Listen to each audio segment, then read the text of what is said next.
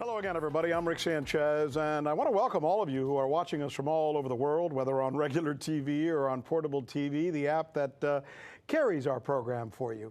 As we begin this newscast today, we are monitoring the very latest protests worldwide as there's some new videos out. I don't know if you've seen them, with new accusations of police officers that have surfaced in the deaths of African-American suspects. These are new. These are not about George Floyd, and we're going to have that for you. But we're going to begin with a question that many of you may have been asking yourselves about the current economy.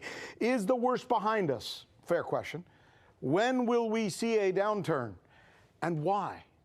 I'm going to divide my explanation into three parts, and I'm going to, you know what, let's do this. I want to go over to the wall so I can do this for you. Let me go over here so I can show you what it is that we're seeing as far as some of the trends go, right? There's a debt burden in our country right now. We told you about this before. It's like no other ever experienced in our nation's history. Household debt is above $14 trillion. That's how much the average American, someone like yourself, may owe, right? So let me try and break this down for you into three key parts that many of you may find, well, relatable. That's why we put this line graph up here for you. And I want to start with auto debt. It's been going up now for about 3 straight years. That's the blue line that you see right there. Look at that line. Look at the trajectory that's taken. You know what this number represents right here? That number represents $1.35 trillion. Now I want you to look at student loans. That's represented by that orange line that you see right there. This is important. It's actually going up now. That one's been going up for more than 10 years. And it's at $1.5 trillion. $1.5 trillion. Wrap your head around that number. Now let's add up credit card debt. Same thing, taking place right now. Household debt is what we're talking about. It's standing right now at about $1.1 trillion. Now, just to put all of this into perspective, in 2008, our entire economy had a meltdown, right? Banks collapsed because of a mortgage debt of how much? How much was that debt back in 2008? $800 billion.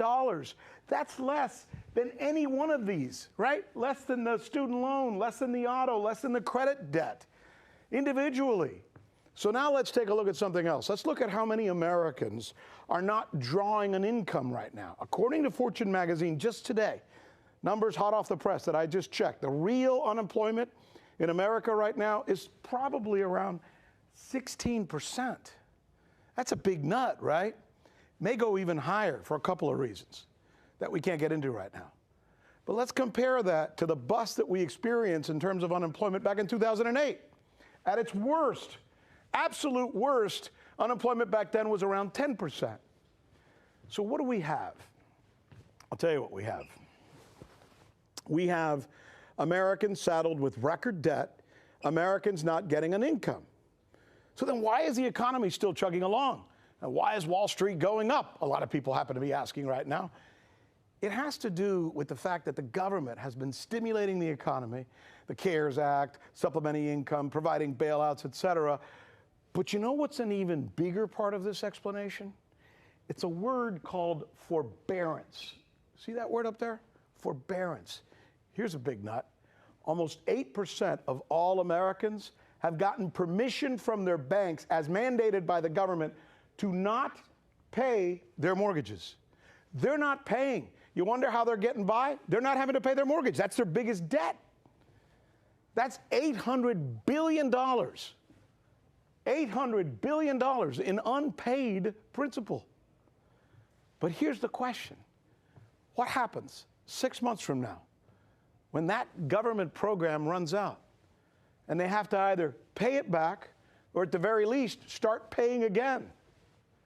So here's what we have right now. Historic debt, historic numbers of people with no income, and forbearance that allows those folks to not pay their bills until 6 months from now.